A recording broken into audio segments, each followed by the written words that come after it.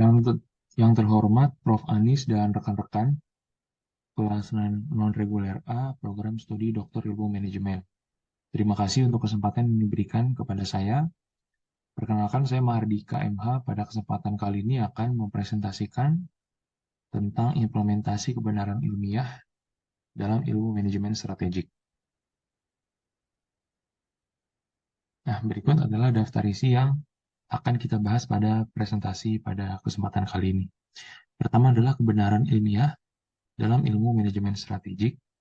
Kedua adalah metodologi penelitian dalam ilmu manajemen strategik. Ketiga adalah peran bukti empiris dalam pengambilan keputusan strategik. Dan yang keempat adalah studi kasus implementasi kebenaran ilmiah dalam praktik manajemen strategik.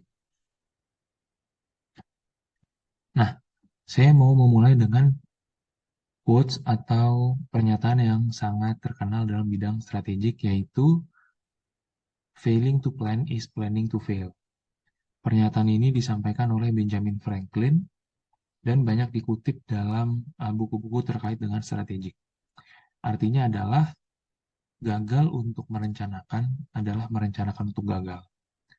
Nah, dalam konteks ini, pentingnya perencanaan adalah bagian dari manajemen strategik, sehingga dalam ilmu manajemen strategik, perencanaan adalah sebuah fase atau sebuah tahap yang sangat krusial, karena akan menentukan kemana organisasi atau uh,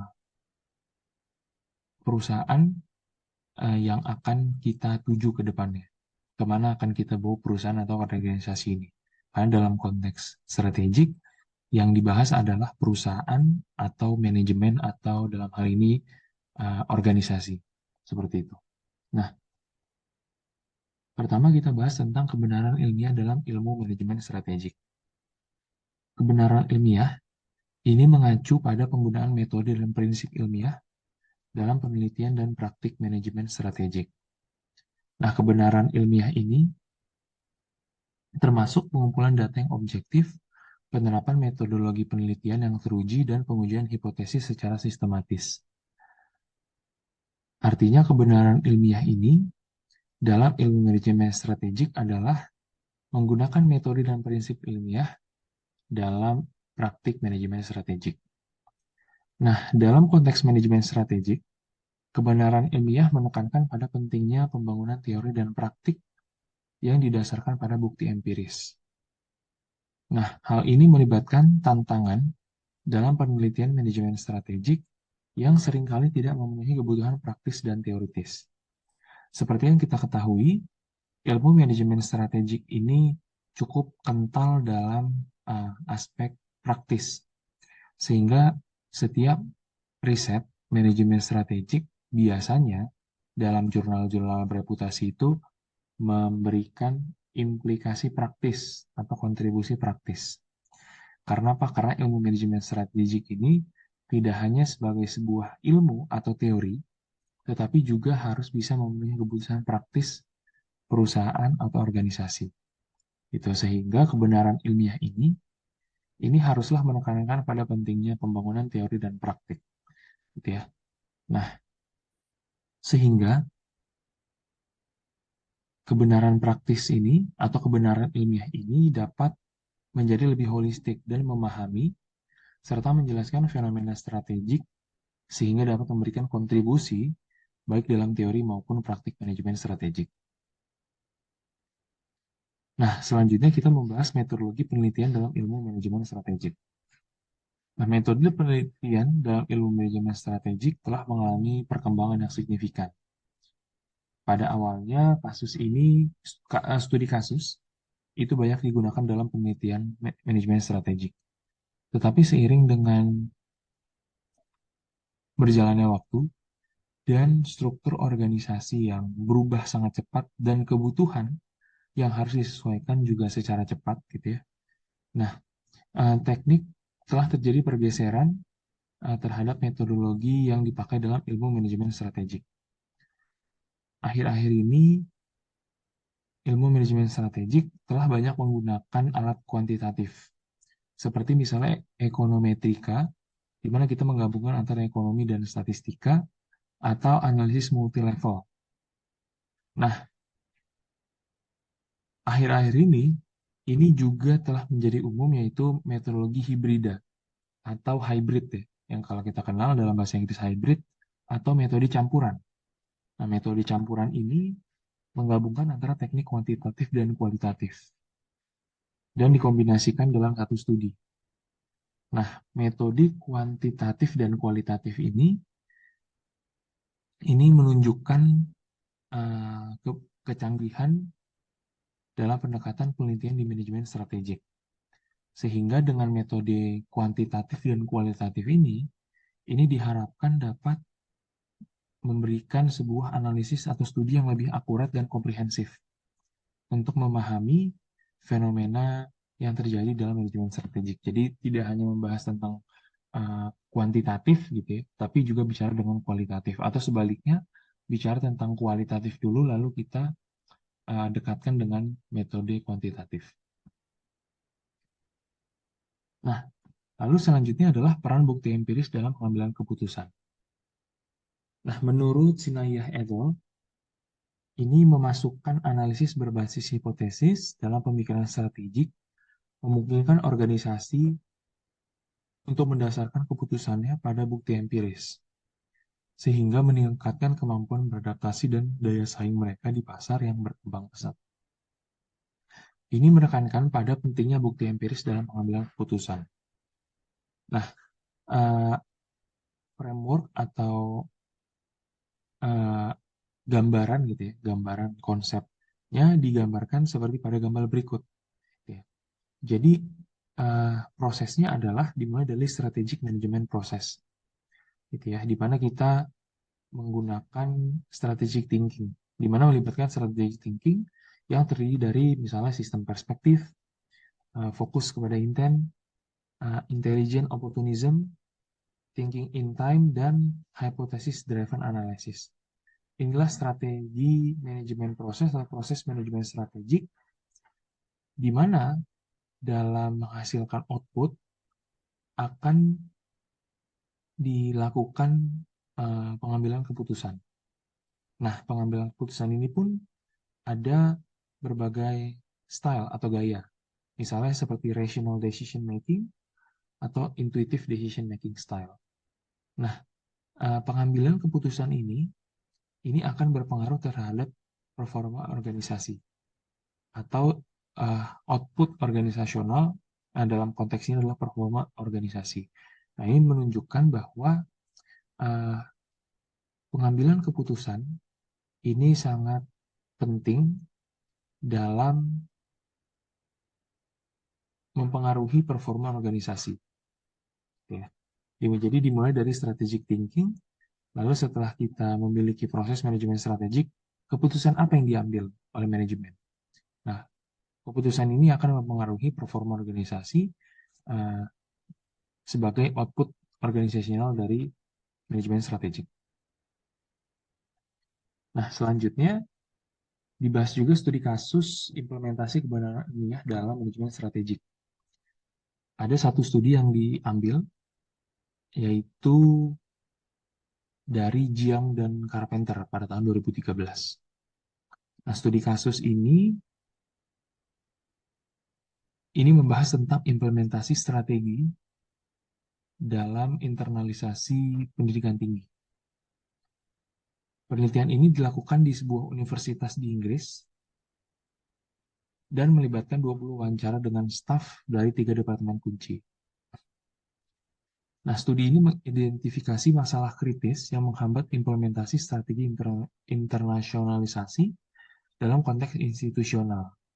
Misalnya, alokasi sumber daya, komunikasi, proses operasional, kerjasama dan koordinasi, budaya organisasi, perlawanan terhadap perubahan, dukungan siswa, dan lingkungan eksternal.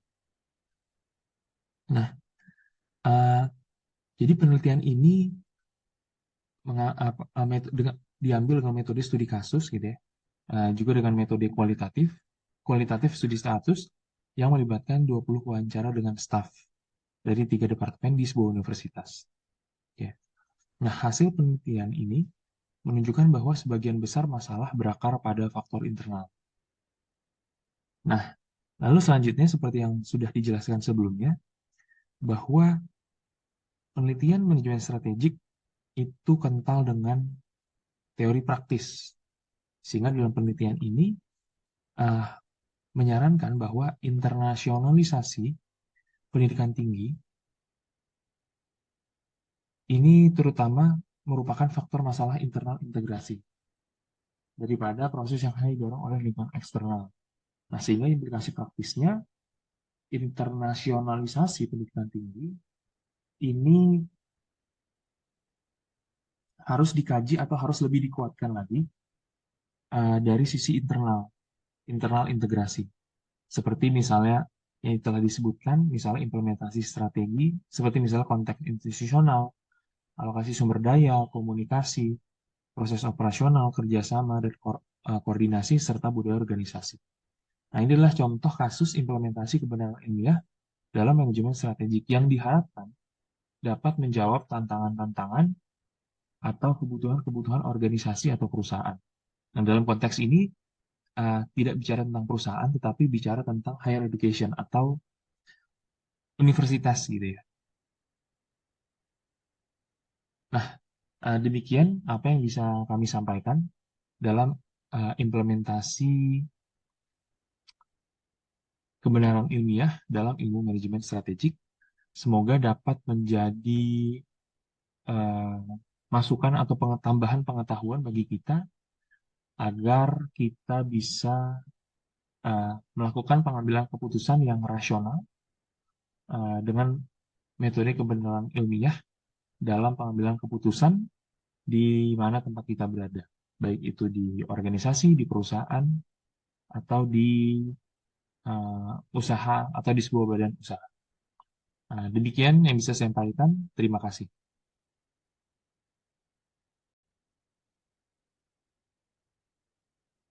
Assalamualaikum warahmatullahi wabarakatuh. Selamat pagi semuanya. Pada kesempatan kali ini, izinkan saya untuk mempresentasikan tentang implementasi kebenaran ilmiah dalam ilmu manajemen pemasaran. Nama saya Taufik Akbar, yang saya hormati Profesor Anis, yang saya hormati teman-teman semuanya. Baik, pada kesempatan kali ini ada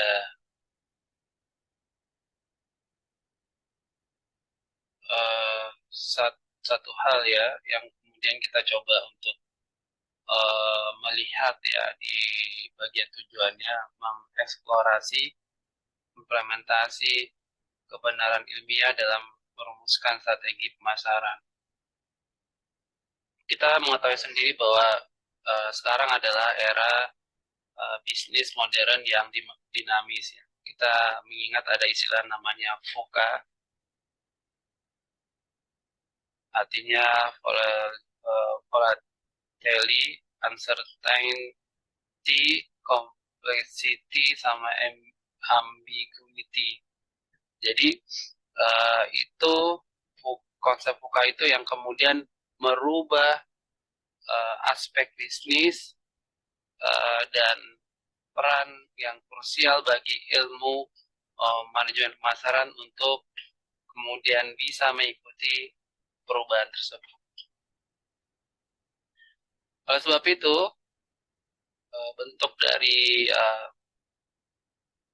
peran krusial tersebut, maka dibutuhkan yang namanya kebenaran ilmiah. Di keterangan lebih lanjut sudah slide berikut ini. Dari definisi kebenaran ilmiah itu dalam konteks ilmu manajemen pemasaran menurut Kotler dan Keller tahun 2016, mereka mengatakan kebenaran ilmiah adalah pendekatan berbasis bukti dan penelitian yang memanfaatkan data empiris dan metode ilmiah untuk merumuskan dan mengimplementasikan strategi pemasaran. Jadi strategi pemasaran yang telah dibuat oleh perusahaan menggunakan pendekatan yang berbasis ilmiah, berbasis bukti dan riset, yang kemudian sekarang lagi tren yang dinamakan big data ya. Jadi para marketer menggunakan big data untuk melihat bagaimana perilaku konsumen dan selanjutnya strategi apa yang digunakan untuk memasarkan produk mereka. Sehingga pentingnya pendekatan yang berbasis ilmiah, data empiris, dan pemahaman perilaku konsumen. Menurut Calder dan Thibault ya tahun 1987, di sini mereka mengatakan ya bahwa metode ilmiah artinya ada validasi hasil, ada kevalitan dari apa yang dilakukan oleh marketer dengan merancang penelitian yang terkontrol dan memanfaatkan metodologi yang tepat sehingga hasilnya bisa dipercaya dan bisa diandalkan. Terus yang dimaksud dengan data empiris artinya bahwa data itu berbasis fakta dan fakta tersebut sebagai dasar yang kuat untuk pengambilan keputusan pemasaran.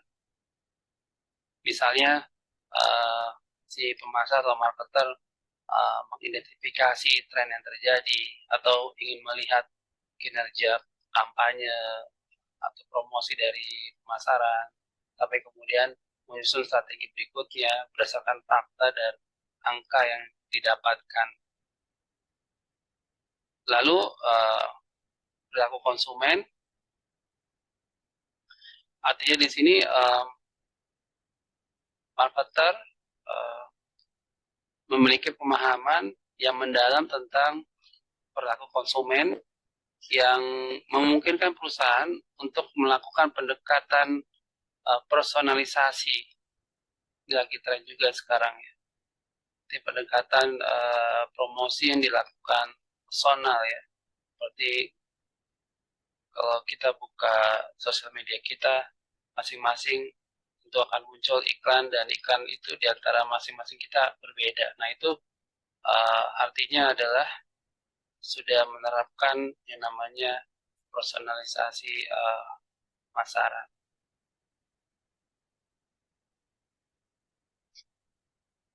Lalu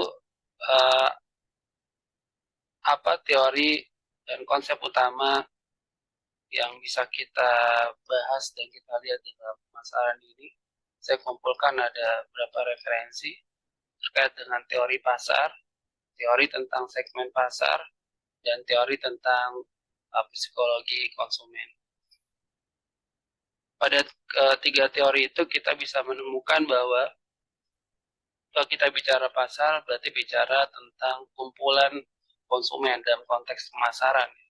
Pada konteks ekonomi artinya tempat bertemunya penjual dan pembeli. Tapi dalam konteks pemasaran, market itu adalah kumpulan dari konsumen-konsumen. Nah, Kirchner menghubungkan ini dengan peran yang lebih luas lagi dikaitkan dengan entrepreneur ya. Jadi entrepreneur yang kemudian menjadi faktor yang mendorong perubahan di pasar.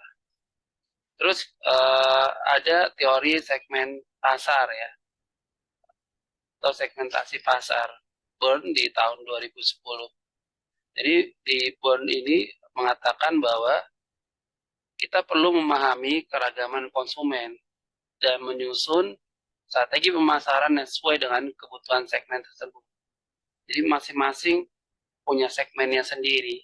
Nah, disitulah kemudian marketer atau perusahaan mengarahkan strategi pemasarannya yang berbeda di setiap konsumen, di setiap segmen masing-masing.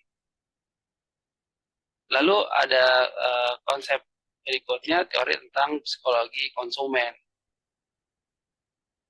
Jadi ada di dalam psikologi konsumen ini ada beberapa hal ya, faktor yang mempengaruhi konsumen dalam mengambil keputusan. Woodside ini di tahun 2001 mengatakan faktor itu adalah persepsi, motivasi, sikap, dan emosi. Nah, implikasi praktisnya seperti apa? Pemasar harus efektif untuk mempertimbangkan aspek psikologi konsumen dalam perencanaan kampanye atau promosi, dan strategi itu harus terhubung ya, terkoneksi dengan emosional konsumen, dan tentu memahami apa yang menjadi motivasi mereka ketika membeli sebuah produk. Terus ada teori atau konsep utama yang terkenal yaitu marketing mix yang dikenalkan oleh Kotler, tapi penemunya adalah Borden di tahun 1964, dan ini adalah fondasi praktek marketing yang efektif. Di dalam forum pemasaran ini ada 4P ya, price, ada product, promotion, ada price. Dan keempat ini saling terintegrasi sehingga membentuk sebuah strategi yang pemasaran yang efektif, dan tentunya tujuan akhir adalah meningkatkan penjualan. Nah, dikaitkan dengan kebenaran ilmiah itu dengan inovasi pemasaran. Saya menemukan di dalam artikel ya, Influence of Green Innovation Strategy and Brand Value, the Role of Marketing Capability and R&D Efficiency. Sini menggambarkan tentang bagaimana perusahaan sudah mengarah pada green product. Jadi hasil survei ini mengatakan bahwa inovasi ramah lingkungan itu semakin mendapat perhatian di sektor bisnis. Ditandai dengan hasil riset di sini mengatakan bahwa terdapat dampak positif terhadap nilai merek ketika perusahaan menggunakan GIS. GIS itu artinya Green Innovation Strategy. Jadi terdapat dampak yang positif, dan itu tentunya menjadi kabar baik ya buat perusahaan-perusahaan yang sedang menggarap produk-produk yang sifatnya green ya, green product. Nah, berdasarkan kebenaran ilmiah ini ya, kan sudah di riset, itu menjadi rujukan bagi marketer perusahaan untuk membuat produknya menjadi produk yang ramah terhadap lingkungan, green product. Jadi seperti itu. Nah, itu yang kemudian menjadi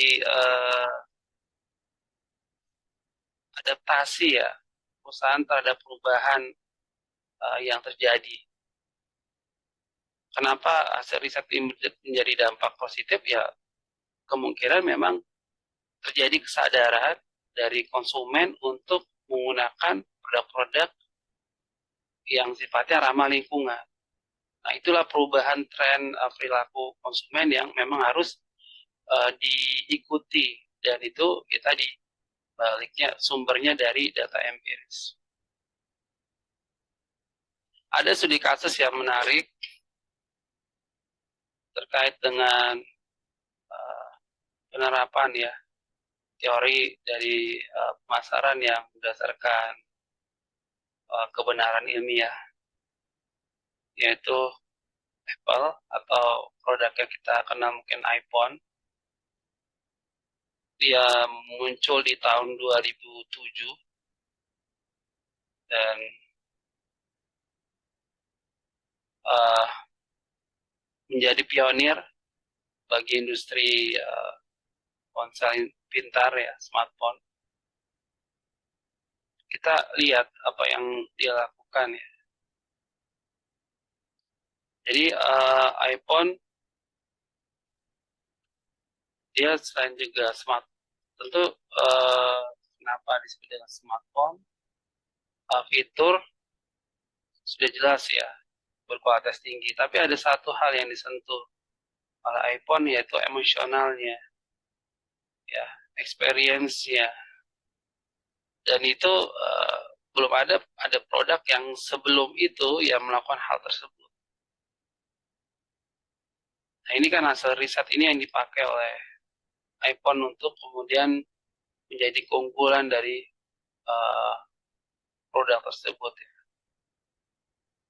Atau mungkin ada contoh yang lain, misalnya Coca-Cola yang kita lihat bagaimana iklannya itu menyentuh emosi, jadi penciptaan pengalaman bersama, sehingga Coca-Cola masih bertahan di era sekarang ya, yang usianya lebih dari 100 tahun,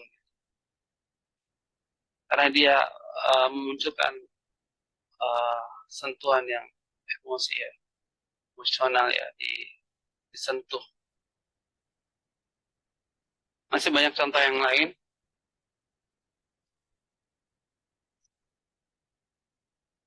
Dan tentunya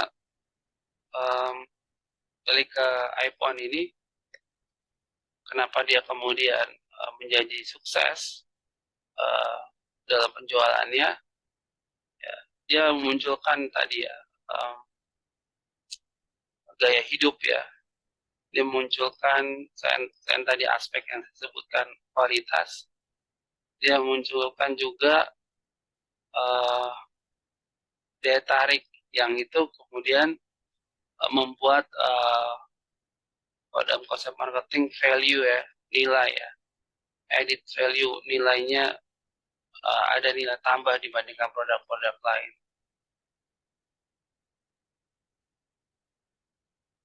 Dan bicara kebenaran ilmiah tentu ada tantangannya dan hambatan yang akan muncul ya. Jika kita lihat dalam konteks ilmu manajemen pemasaran, misalnya tantangannya terkait dengan kurangnya data yang akurat. Ya.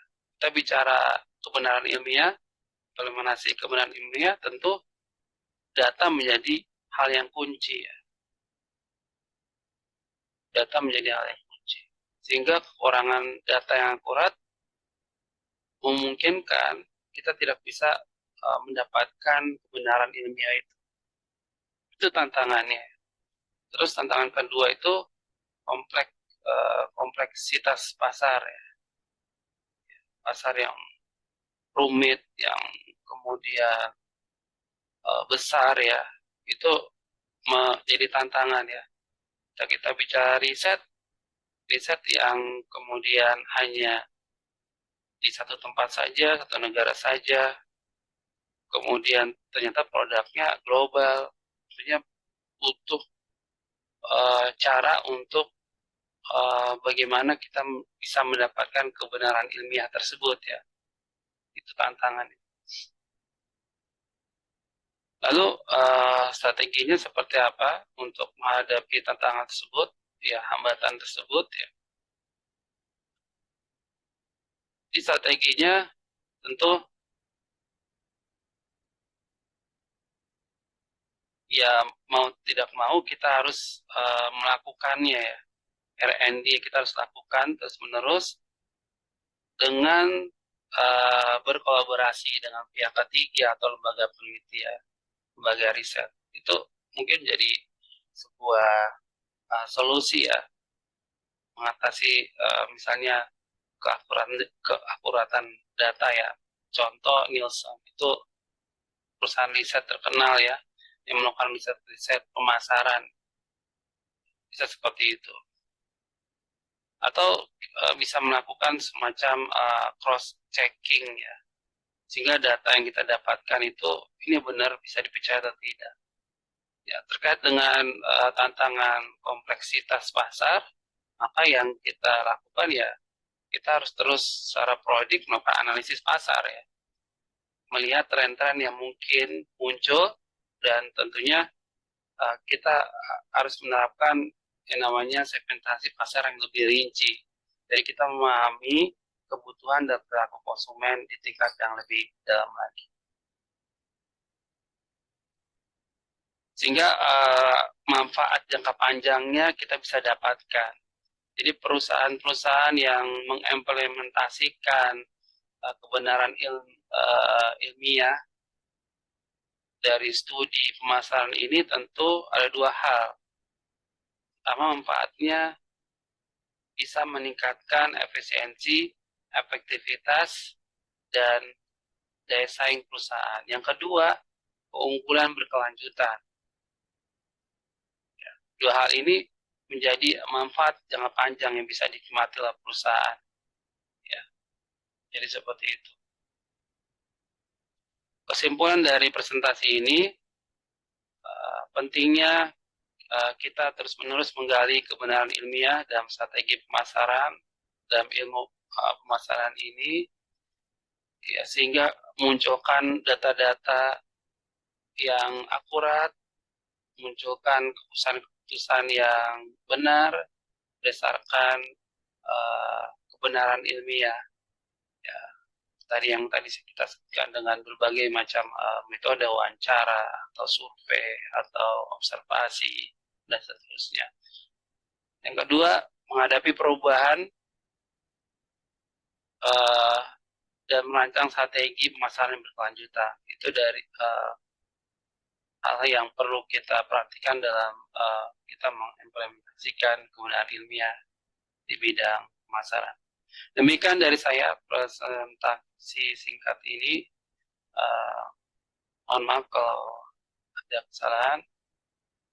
Wassalamualaikum warahmatullahi wabarakatuh.